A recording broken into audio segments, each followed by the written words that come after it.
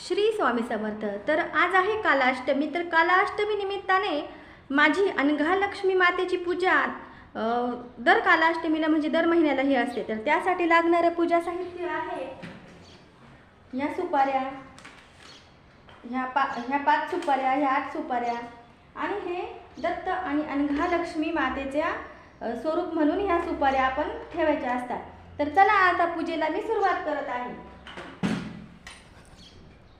सर्वात आधी अशी पूजा मांडणी करून घ्यायची। मी ज्या प्रकारे केलेली आहे त्या प्रकारे चौरंगाला डहाळ्या ह्या बांधून घ्यायच्या आणि मध्ये लाल वस्त्र, कोणतंही वस्त्र असलं तरी ते टाकून घ्यायचं। पूजेला झेंडूचे फुलं, पांढरे सफेद फुलं असले तरी चालतील। पूजेमध्ये तुळशीचे पानं हे पाहिजेलच दत्तगुरूंसाठी आपल्याला। आणि अनघालक्ष्मी मातेच्या सुपारीला अक्षदा किंवा अलंकार म्हणून बांगड्या, काळे मणी, काळ्या मण्यांची पोत आणि कुंकुमार्चन करण्यासाठी। तर आता मी पूजेला सुरुवात करत आहे। सर्वात आधी गणपती बाप्पाचं, कोणत्याही पूजेच्या आधी आपण गणपती बाप्पाचं स्मरण करत असतो। त्यासाठी गणपती बाप्पावर मी आधी अथर्व शीर्षाचा अभिषेक करणार आहे। हा दिवा असा मी प्रज्वलित केलेला आहे। तर सर्वात आधी दिवा हा प्रज्वलित असा करून घ्यायचा।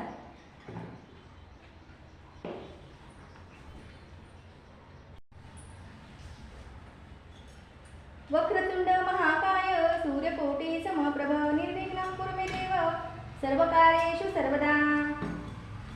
ओम भद्रं कर्णिभिः शृणुयाम देवा भद्रपक्षमाक्षभिर्यजत्रा स्थिरैर्येतुष्टवासं तनुभिर्यशं देवैतं यदायु।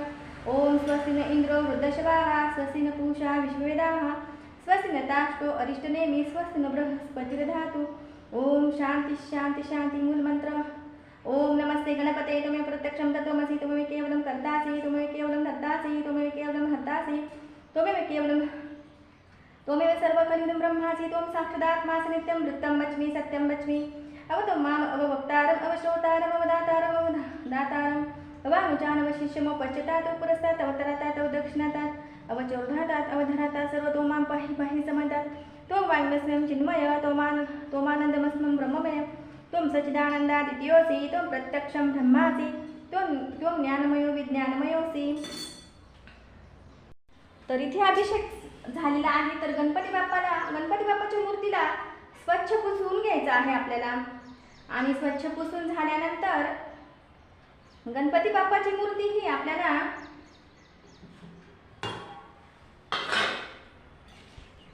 विड्याचे पानं असल्यास किंवा आपल्या ह्या पानावर गणपती बाप्पाची मूर्ती आपल्याला स्थापन करायची आहे। सुप्रतिष्ठित मस्तु सुप्रतिष्ठित मस्तु सुप्रतिष्ठित मस्तु। तर अशी गणपती बाप्पाची मूर्ती स्थापन करून झाल्यानंतर गणपती बाप्पाची आपल्याला पंचोपचार पूजा करून घ्यायचे। ओम श्रीमन्महागणाधिपतये नमः विलेपनार्थे चंदनं समर्पयामि। ओम श्रीमन्महागणाधिपतये नमः अलंकार्थे अक्षदां समर्पयामि। ओम श्रीमन्महागणाधिपतये नमः हरिद्रा कुंकुम सौभाग्य द्रव्याणि समर्पयामि। ओम श्रीमन्महागणाधिपतये नमः पुष्पं समर्पयामि। आता जे असेल आपल्याकडे गणपती बाप्पाला गळ्यातले छोटासा हार किंवा फेटा ते आपण आता गणपती बाप्पाला असं घालून घ्यायचं। ओम श्रीमन्महागणाधिपतये नमः धूपम् अग्रपयामि। ओम श्रीमन्महागणाधिपतये नमः दीपं दर्शयामि। तर आता गणपती बाप्पाला खडीसाखरेचा नैवेद्य दाखवून घ्यायचा। तर गणपती बाप्पाला आपण खडीसाखरेचा नैवेद्य हा दुर्वाने दाखवायचा असतो। गणपती बाप्पाला तुळशीचं पान चालत नाही। चौकोन मंडल करून घ्यायचं प्रसादाखाली। ओम श्रीमन्महागणाधिपतये नमः। ओम तत्सवितुर्वरेण्यं भर्गो देवस्य धीमहि प्रचोदयात्। ओम प्राणाय स्वाहा प्राणाय स्वाहा व्यानाय स्वाहा उदानाय स्वाहा समानाय स्वाहा। ओम ब्रह्मण्यमृतत्वाय स्वाहा। ओम श्रीमन्महागणाधिपतये नमः।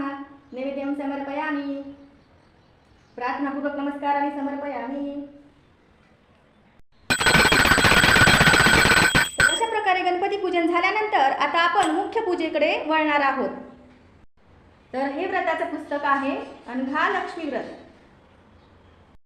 सगळ्यात आधी आपल्याला 5 सुपाऱ्या म्हणजे 5 देवतांची ही स्थापना करून घ्यायची आहे। प्रत्येक सुपारी खाली आपल्याला 1 रुपयाचं नाणं हे ठेवून घ्यायचं।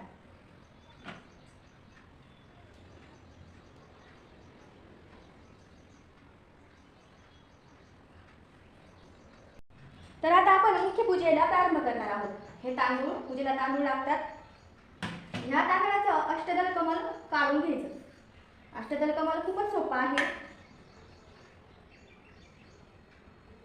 चारी दिशांना 4 तांदूळ न्यायचे आणि परत उपमुख्य दिशा असतात त्यांना पण हे तांदूळ असे फिरवून घ्यायचे।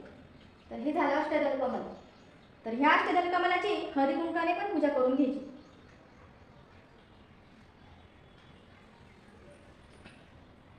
कलशाला आपल्याला स्वस्तिक काढून घ्यायचं आहे। स्वस्तिक काढून झाल्यानंतर कलशाला हळदी कुंकाचे पण आपण बोटं मुटवून घ्यायचे आहे। हळदी कुंकू सुद्धा लावून घ्यायचं आहे।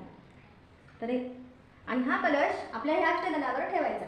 त्याला पण आपण हे सूत्र बांधून घ्यायचं असं, कलशाला हा धागा बांधून घ्यायचा।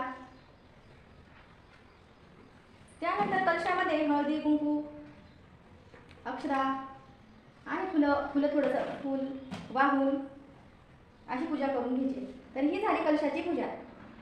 कलशाजवळ पण एक फूल ठेवायचं। त्यानंतर ही आंब्याची डहाळी। ह्या पूजेमध्ये आंब्याच्या डहाळीला खूप महत्त्व आहे। एक वेळ विड्याची पानं नसली तरी चालते, पण आंबा हा ह्या पूजेला लागतोच। त्यानंतर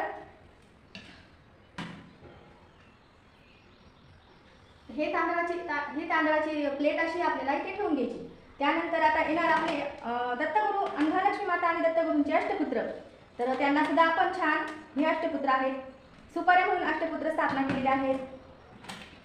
कलशामध्ये सुपारी आणि नाणं सुद्धा टाकून घ्यायचं आहे।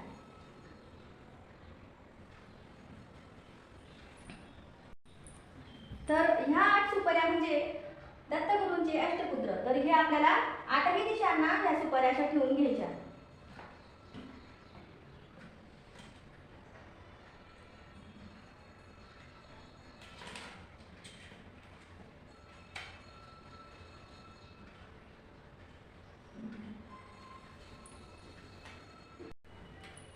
तर ह्या सुपाऱ्या माझ्या अशा ठेवून झालेल्या आहेत। तर अष्टदिशांना अशा सुपाऱ्या आपण मांडून घ्यायच्या। हे आहेत दत्तगुरूंचे अष्टपुत्र। तर यांचे मी पण नाव तुम्हाला थोड्या वेळी सांगणारच आहे। तर ही झाली सर्व पूजा मांडणी। त्यानंतर येणार आहे तर ह्या 2 सुपाऱ्या म्हणजे आपले अंधालक्ष्मी माता आणि दत्तगुरू। तर त्यांचे म्हणजे त्यांचं स्वरूप, या सुपाऱ्यांचं स्वरूप मूर्ती आपल्याकडे नसते, त्यामुळे सुपाऱ्या पण पूजेला चालतात।